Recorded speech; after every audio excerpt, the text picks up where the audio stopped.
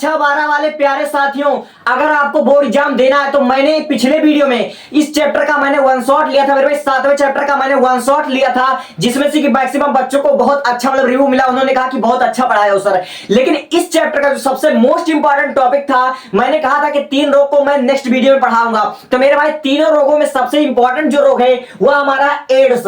आज हम इस वीडियो में आपको एड्स पढ़ाएंगे और इतने बेहतरीन ढंग से पढ़ाएंगे कि आपको एक बार में याद हो जाएगा। और एड्स पर आने वाले यानी कि वायरस द्वारा, विषाणु द्वारा आने वाले बोर्ड एग्जाम में कोई भी आपका अगर विषाणु द्वारा रोग आ गया, खासकर अगर एड्स आ गया, तो आपका एक नंबर नहीं कटेगा। इस बात की मैं गारंटी लेता हूं। चाहे विकल्प में आए, चाहे लॉन्ग क्वेश्चन हो, चाहे दीर्घ क्वेश्चन हो, चाहे लघु हो, चाहे अति लघु, आपका एक नंबर नहीं कटेगा। ठीक है, तो क्वेश्चन आपका इस प्रकार आता है कि विषाणु द्वारा जनित एक रोग का नाम लिखिए या संक्षिप्त टिप्पणी लिखिए, या फिर डायरेक्ट आ जाता है एड्स पर एक टिप्पणी लिखिए। ठीक है, तो एड्स रोग होता क्या है इसको हम बहुत डिटेल में समझेंगे और एक एक नंबर को हम उठाते चलेंगे। सबसे पहले हम जान लेते हैं एड्स का फुल फॉर्म क्या होता है। एड्स का फुल फॉर्म, तो एड्स का जो हमारा फुल फॉर्म होता है वह होता है एक्वायर्ड इम्यूनो डेफिशिएंसी सिंड्रोम। क्या होता है, एक बार आपसे सुनना। एड्स का फुल फॉर्म होता है एक्वायर्ड इम्यूनो डिफिशिएंसी सिंड्रोम, और हिंदी में इसको कहते हैं उपार्जित प्रतिरक्षा अपूर्णता न्यूनता संलक्षण सिंड्रोम। ठीक है, तो एक नंबर आपका यही सत्य हो गया। यानी कि एड्स का जो हमारा फुल फॉर्म होता है वह होता है एक्वायर्ड इम्यूनो डेफिशिएंसी सिंड्रोम, और हिंदी में इसको बोलते हैं उपार्जित प्रतिरक्षा अपूर्णता। ठीक है, उपार्जित प्रतिरक्षा अपूर्णता संलक्षण, और यहीं से आपका एक नंबर हो गया। और विकल्प में बहुत ज्यादा पूछा जाता है कि एड्स जो हमारा होता है वह संक्रामक रोग है या असंक्रामक रोग है। तो हमारा जो एड्स है वह असंक्रामक रोग है मेरे भाई। एड्स जो है वह असंक्रामक रोग है, और यहीं से आपका 2 नंबर फिक्स होता है। तो एड्स के बारे में आपको बोर्ड एग्जाम में कैसे लिखना है। एड्स जो होता है मेरे भाई, एड्स वह रेट्रोवायरस विषाणु द्वारा होता है। वह रेट्रोवायरस, एड्स किसके द्वारा होता है, एड्स रेट्रोवायरस द्वारा होता है। इस बात को ध्यान रख लो, एक नंबर तुम्हारा यहां से मिल जाएगा। एड्स जो होता है वह रेट्रोवायरस विषाणु द्वारा होता है, और इसे एचआईवी भी कहते हैं, इसे एचआईवी पॉजिटिव भी कहते हैं। एड्स जो हमारा होता है वह रेट्रोवायरस विषाणु द्वारा होता है, इसको एचआईवी भी कहते हैं। और बोर्ड एग्जाम में आपको कैसे लिखना है, बोर्ड एग्जाम में लिखना है आपको, देखो एचआईवी वायरस शरीर के T4 लिम्फोसाइट कोशिका। ठीक है, एचआईवी वायरस जो होता है मेरे भाई वह शरीर के T4 लिम्फोसाइट कोशिका, और T4 लिम्फोसाइट कोशिका क्या होती है, यह WBC का यानी कि श्वेत रुधिर कणों का यह ऐसा वो होता है मेरे भाई, यह प्रतिरक्षा तंत्र होता है। ठीक है, यहां पर आप लोगों को लिखा हुआ है T4 लिम्फोसाइट कोशिका, यह एक प्रतिरक्षा तंत्र होता है मेरे भाई, जो आपके शरीर को रोगों से बचाता है, रोगों से लड़ने के लिए सक्षम आता है।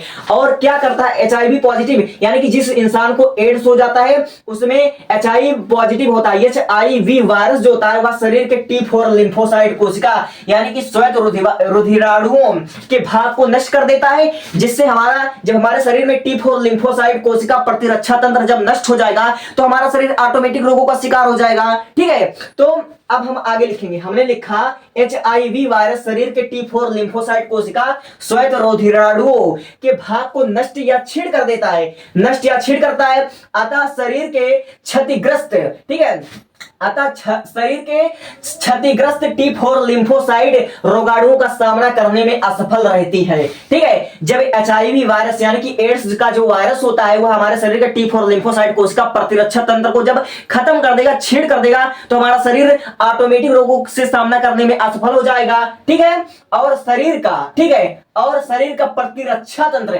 यानी कि रोगों से लड़ने की जो हमारा क्षमता होता है वह समाप्त हो जाएगी। इतना आपको लिख देना है। और फिर उसके बाद आपको लिखना है संचरण, यानी कि किसके द्वारा फैलता है, संचरण किसके द्वारा एड्स रोग फैलता है। तो देखो मेरे भाई, लैंगिक सहवास अथवा संक्रमित व्यक्ति के साथ यौन संपर्क द्वारा।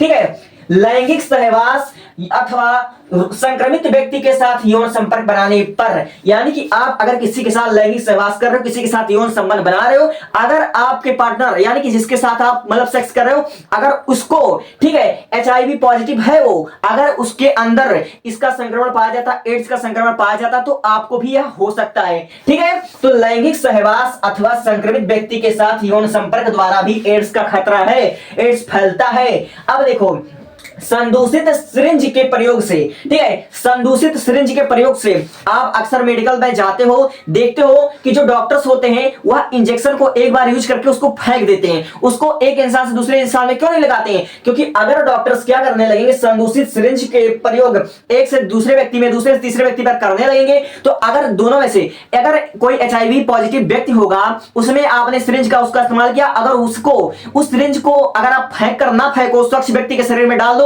तो क्या होगा, रोगाणु होगा, जो संक्रमण होगा वह स्वच्छ व्यक्ति में भी फैल जाएगा, ठीक है। इसलिए संदूषित सिरिंज के प्रयोग द्वारा भी यह रोग फैलता है। कौन रोग? एड्स। एड्स क्या है? HIV पॉजिटिव वायरस है, ठीक है। और किसके द्वारा फैलता है? रेट्रोवायरस द्वारा फैलता है। एड्स का फुल फॉर्म क्या है? एक्वायर्ड इम्यूनोडेफिशिएंसी सिंड्रोम, उपार्जित प्रतिरक्षा अपूर्णता संलक्षण, ठीक है। अब देखो तीसरा, संदूषित रुधिर आधान द्वारा। संदूषित रुधिर आधान द्वारा यानी कि जब आप किसी से रुधिर को लेते हो या जब किसी को आप लोग रक्तदान करते हो, खून को दान करते हो, तो डॉक्टर्स क्या करते हैं, दोनों खून को, जो खून ले रहा है और जो खून दे रहा है, दोनों के खून को पहले जांच करते हैं कि खून कहीं मतलब संक्रमित तो नहीं है, इसमें HIV पॉजिटिव तो नहीं, इसमें कहीं किसी रोग का लक्षण तो नहीं है, किसी का संक्रमण तो नहीं है। इसलिए संदूषित रुधिर के आधान द्वारा, ठीक है। आप देखो अंग प्रतिरोपण द्वारा, अंग प्रतिरोपण द्वारा भी होता है। जैसे बहुत से लोग क्या करते हैं, अपने अंग का आदान प्रदान भी करते हैं, बहुत से लोग किडनी का आदान प्रदान, हृदय का अगर आदान प्रदान करते हैं तो भी उसके द्वारा फैलने का खतरा होता है। अब देखो कृत्रिम वीर सेचन द्वारा, कृत्रिम वीर सेचन द्वारा यानी कि जब आप लोग जब लैंगिक सहवास के दौरान, ठीक है, इसका जो वायरस होता है, एड्स का जो हमारा संक्रमण होता है, वह समझिए मनुष्य के वीर में ही होता है, ठीक है, मनुष्य के वीर में ही होता है।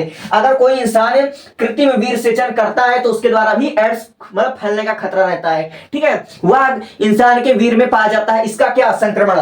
अब देखो प्रसव के समय माता से शिशु में यानी कि डिलीवरी के समय, अगर माता डिलीवरी के समय, प्रसव के समय अगर माता मतलब HIV पॉजिटिव है, माता को एड्स जैसे रोग है, तो उसके शिशु में वह जाएगा, उसके शिशु में पक्का जाएगा, ठीक है। तो मान लेते हैं ये तो कंफर्म हो गया कि एड्स का फुल फॉर्म क्या होता है, एड्स किसके द्वारा फैलता है, एड्स हमारे शरीर में हो जाएगा तो हमारे शरीर को कैसे चलता है, ये तो हमको पता चल गया, हमको इसका संचरण, इसका कारण भी पता चल गया। अब जरा इसके लक्षण देख लेते हैं। अगर किसी व्यक्ति को एड्स हो गया है तो वह कैसे पता चलेगा, उसका मतलब क्या, उसका कैसा उसके अंदर बदलाव होगा। तो यहां पर हमने लिखा है, एड्स के संक्रमण के फलस्वरूप अन्य लिम्फोसाइट्स कोशिका को सक्रिय करने वाली सहायक टी कोशिका, ठीक है। यानी कि हमने यहां पर लिखा हुआ है कि एड्स के संक्रमण के फलस्वरूप अन्य लिम्फोसाइट्स, हमारे शरीर में जो लिम्फोसाइट कोशिका होती है, यह प्रतिरक्षा तंत्र होता है जो कि रोगों से लड़ने की क्षमता करता है, लोग रोगों से हमारे शरीर को बचाता है, ठीक है। एड्स के संक्रमण के फलस्वरूप अन्य लिम्फोसाइट को सक्रिय करने वाली जो सहायक टी कोशिका होती है, ऐसी कोशिका जो प्रतिरक्षा तंत्र को मतलब बनाती है, ठीक है, कोशिका की संख्या में, ठीक है, की संख्या में भारी कमी आ जाती है, भारी कमी आ जाती है। अगर व्यक्ति को एड्स हो जाएगा तो उसके शरीर में जो कोशिका होती है जो इसको बनाती है, ठीक है, जो इसको प्रतिरक्षा तंत्र को बनाती है, उसके शरीर, उसकी संख्या में कमी आ जाएगा तो प्रतिरक्षा तंत्र बनेगा ही नहीं, इससे हमारा शरीर क्या होगा, रोगों का शिकार होगा, ठीक है। उग्र रोग से पीड़ित व्यक्ति, उग्र मतलब एड्स रोग से पीड़ित व्यक्ति जो होता है वह 3 वर्षों के भीतर ही रोगों से, जिस व्यक्ति को एड्स होगा वह 3 वर्षों के भीतर वह एड्स के बहाने मतलब किसी अन्य रोगों से, किसी अन्य संक्रमण द्वारा मरेगा या तो कैंसर द्वारा उसकी मृत्यु हो जाती है। जिस व्यक्ति को एड्स है उसकी मृत्यु मात्र 3 साल के अंदर अंदर हो जाती है, किसी भी कारणवश, या तो किसी अन्य संक्रामक रोग के कारण या फिर कैंसर के कारण उसकी मृत्यु हो जाती है। ज्यादातर जो एड्स के मतलब पीड़ित व्यक्ति होते हैं, उसके जो पेशेंट होते हैं वह कैंसर द्वारा मरते हैं। Take a screenshot and move for next. इस चैप्टर का लिंक डिस्क्रिप्शन में है, वन शॉट।